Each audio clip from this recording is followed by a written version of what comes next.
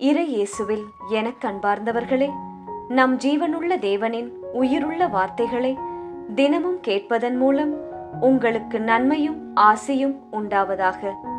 இன்றைக்கு நம் உள்ளத்தில் ஆண்டவர் பேச விரும்புகிற திருவசனம் புலம்பல் 3ஆம் அதிகாரம் 25ஆம் திருவசனம். ஆண்டவரில் நம்பிக்கை வைப்போர்க்கும் அவரை தேடுவோர்க்கும் அவர் நல்லவர். இறை இயேசுவில் எனதருமை நண்பர்களே, உங்கள் அனைவருக்கும் நம் இயேசுவின் அன்பை உரித்தாக்குகின்றேன்.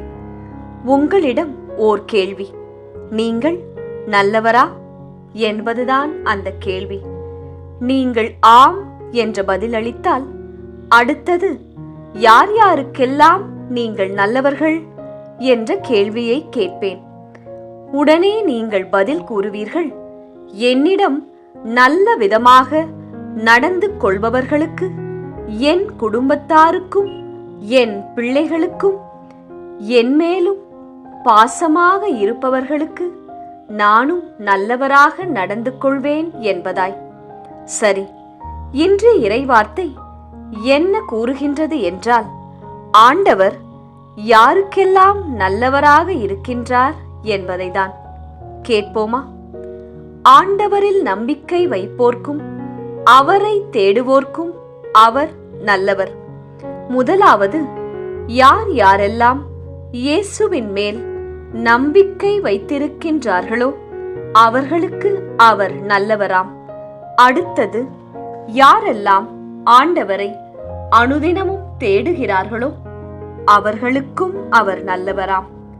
ஆகவே உங்களிடம் நம் இயேசு நல்லவராக இருக்க வேண்டும், உங்கள் ஜெபத்திற்கு பதில் தர வேண்டும், உங்கள் தேவைகளை நிறைவு செய்ய வேண்டும் என்று நீங்கள் ஆசைப்பட்டால், நீங்கள் செய்ய வேண்டியதெல்லாம் இவை இரண்டு காரியங்கள்தான். இயேசுவின் மேல் நம்பிக்கை வையுங்கள், அவரை தேடுங்கள். அப்போது அவர் உங்களுக்கு நிச்சயம் நல்லவராகவே இருப்பதை உங்கள் உள்ளத்தில் உணர்வீர்கள். சில நேரங்களில் நீங்கள் நினைப்பதுண்டு, எனக்கு மட்டும் தேவன் செவி கொடுப்பதே இல்லை, ஆனால் மற்றவர்களுக்கெல்லாம் அவர் நல்லவராகத்தான் இருக்கின்றார், ஏற்ற நேரத்தில் அனைத்து தேவைகளையும் சந்திக்கின்றார் என்பதாய். அப்படி பட்டவர்களின் வாழ்க்கையை உற்று நோக்குங்கள். யார் யாரெல்லாம் தேவ கிருபை பெற்றிருக்கிறார்கள் என்று நீங்கள் உணர்கிறீர்களோ அவர்களுடைய வாழ்க்கையை உற்று நோக்குங்கள், சிந்தித்து பாருங்கள். ஏற்ற நேரத்தில் அனைத்து தேவைகளையும் எப்படி அவர்களுக்கு மட்டும் ஆண்டவர் நிறைவேற்றுகின்றார் என்று யோசியுங்கள். அவர்கள் குடும்பத்தில் உள்ள குடும்ப ஜெபம், பிள்ளைகளுக்காக அவர்கள் ஜெபிக்கும் விதம், சண்டை சச்சரவு இல்லாத மரியாதையுடன் கூடிய கணவன் மனைவியாக, அன்பாக பாசமாக பிள்ளைகளை வளர்க்கின்ற பெற்றோர்களாக நிச்சயம் அவர்கள் இருப்பார்கள். அவற்றை கவனித்து உங்களிடம் உள்ள குறை நிறைகளை ஆராய்ந்து பார்த்து அவற்றை சரி செய்து கொள்ளுங்கள். மாற்றம் உங்களிடம் முதலில் வரட்டும், பின் நிச்சயம் தானாகவே இறை நம்பிக்கையும் தேவனை தேடும் குணமும் உங்களிலும் உங்கள் குடும்பத்திலும் உண்டாகும். அதைத் தொடர்ந்து எல்லா வேண்டுதல்களும் உங்கள் வாழ்க்கையில் அடுத்தடுத்து நிறைவேறும். ஜெபிக்கலாமா?